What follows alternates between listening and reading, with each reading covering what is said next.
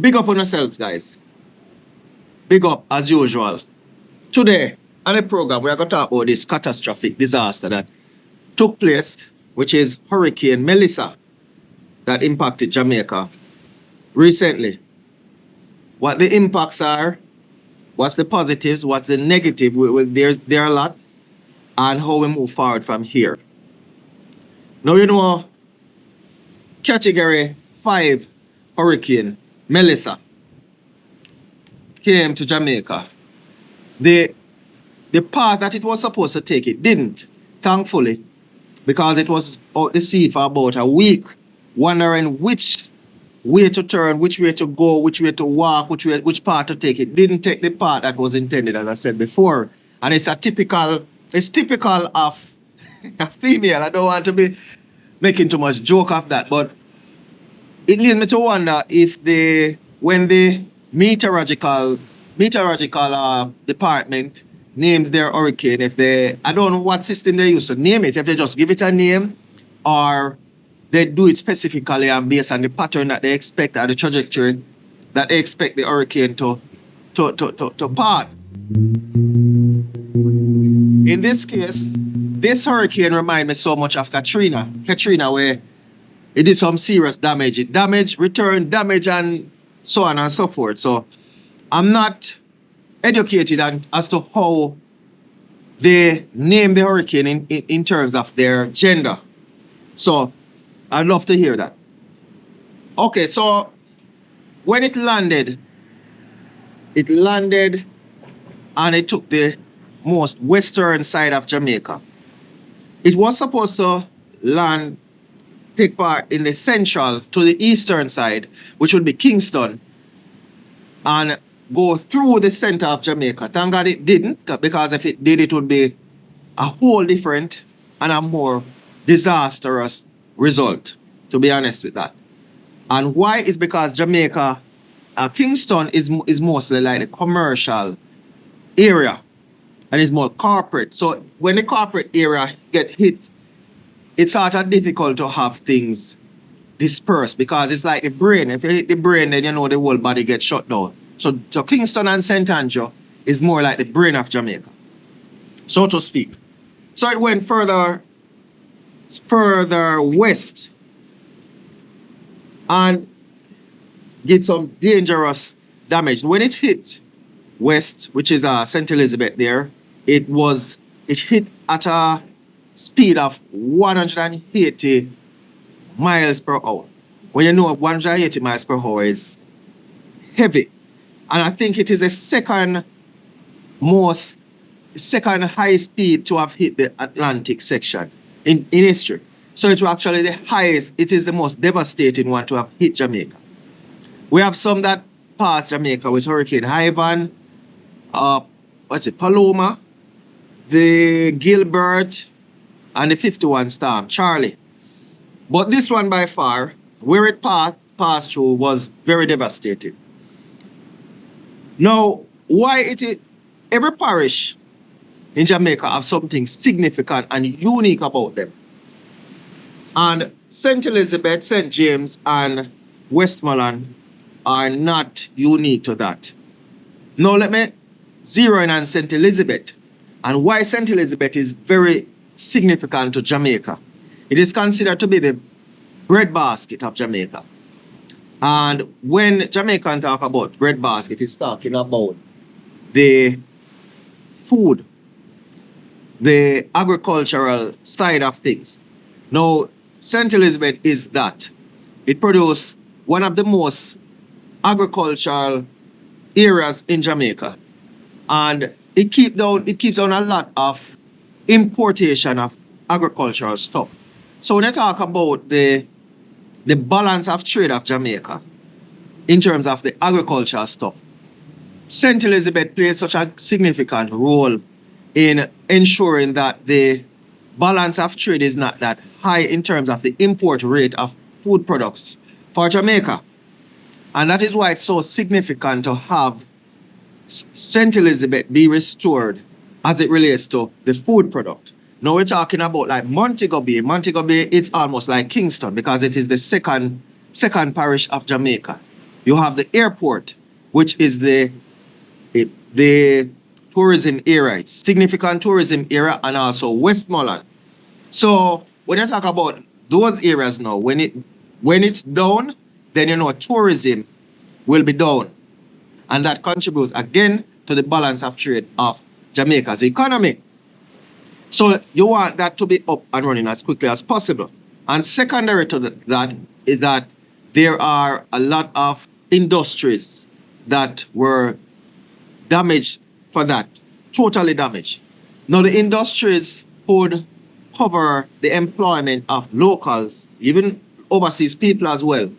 So you talk about the industries down and also the employment. So the employment is down in those areas because of that. And that is why it's very, very important to have those areas up and running. And it's not that if it had affected other areas, it would be important. But I'm telling you why it is important for those areas to be up as quickly as possible. And let me explain a little about the balance of trade now of the country. Now, if the import and export ratio is low in a country, it triggers the US dollar, because US is the a benchmark currency for almost every country in the world, right? So if your balance of trade is low, then your dollar will go down. Get me? So that is why. All right. There is very good news in terms of that. Even though there is no much good news out of a disaster. Now, Jamaican Prime Minister or the Jamaican government, particularly the Jamaican Labour Party, they put out a catastrophic insurance for Jamaica. And that insurance, it is done through the World Bank. And all this insurance set up now is if it insures against natural disaster, mainly hurricane, large flooding, and earthquakes. And what happened with those now? Those are the most prevalent and frequent disaster that occur in Jamaica here. So how it is set up is that if in this case, if a hurricane hits Jamaica and it is about a certain threshold or beyond a certain threshold, then it triggers off a payment. And in this case, because of the wind speed was so high, it triggers off a payment. Even if the disaster wasn't great. So in other words, if the hurricane that passed through Jamaica and not even a nail got hit off a house, then the payment would have been made nevertheless, because it's not about the amount of disaster or damage that take place in a house, that not in a house, in a community or in the nation, that makes the payment triggered off. It's what sort of wind speed.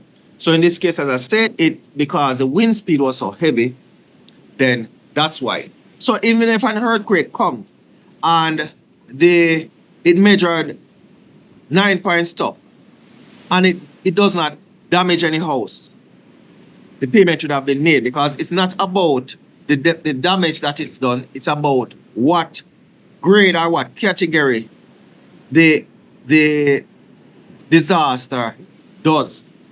I'm not sure what it does for what measurement for the hurricane or what measurement for the earthquake or the flooding, but it goes on a scale. So it does not measure the damage, it measures the category of the disaster. And I can say that is really and truly a good move. And it came about when Ivan in 2004 hit Jamaica, and it did some real damage to us. So the government decided that never again, because when disaster take place in your country, if you do not have insurance, it's gonna affect your GDP, which is the gross domestic product. So Jamaica insure against that. So when a disaster come, or if a disaster come, then say, well, the government guys say, look here, we're not going to our coffers, we're waiting on that payout. And that is why the effort or the recovery for Jamaica should be very speedy, because the money should be paid out within 14 days of the disaster. So we got how much days are now? 3 days. So we have, so 3 minus 11, sorry, 3 plus 11 is 14 days. So we have 11 more days before that payout is made. And I think, don't quote me too much, the payment should be about like 150 million US dollars, which is in the billions of Jamaican dollars. So at this point, what you realize is that the government, led by the Prime Minister, Dr. Andrew Holness, is doing is assessment of disaster. And as soon as those assessments are done, then it should be all system goes, right? And, you know, we hope that all things are done properly, the money is done properly, and, you know, all things work out well. Because even though we have this insurance, we have people donating, and we really and truly would hope donation coming quick and fast as well. And, you know, the recovery becomes so good and quick. So the insurance, it is called the Caribbean Catastrophic Risk Insurance Facility, right? CCRIF. Yes. Established in 2007 with the support of the World Bank, right? And CARICOM. So it's the World Bank and CARICOM formed this thing. And trust me, it is a very good idea. It helps us out so well. Yes. So that's a good part of it.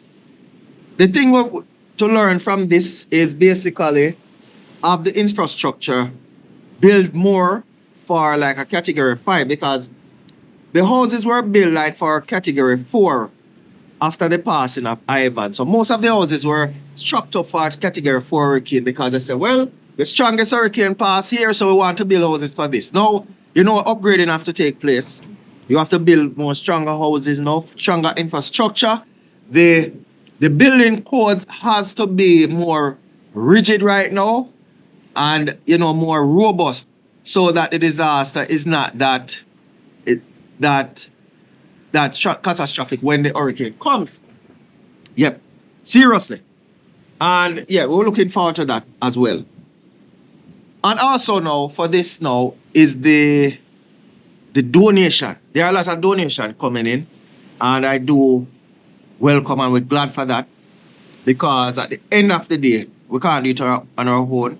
We need the help, we need the support. There are people without lights now, people without housing, and so much and so forth. So it can't be too much. We need it as quickly as possible. When I say the Jamaica Public Service, which is the JPS, Jamaica Public Service is the light and power company provider of Jamaica. They had people came in very early before the disaster started, which is, I'm not sure it's because they came in and Melissa decided to stay out there and wait until everybody get themselves in order, then she just come in and mash up the place, or it's just really and truly genius move to have them come in very early to have people wait on the disaster. All in all, it is a disaster. It has, so far the report is about 4 lives have been taken from the disaster. No, I am not putting my fingers crossed and hoping that more lives are gonna be lost, but I think that more would be. If the hurricane had came in the night, it would be much more disastrous. So thank God it came in the day, and there are a lot of blessings from it, and, you know, a lot of bad stuff. So this is my take on it, and I do hope to hear you contribute to this conversation, and let me know what you think about it, what you think about the government's move to ensure the risk policy, the insurance policy in Jamaica. You know, what you think about the effort, and what you think about the infrastructure pre the hurricane, and how do you think the infrastructure should be or will be after the hurricane. So as usual, this is Duro Creek, and I am out.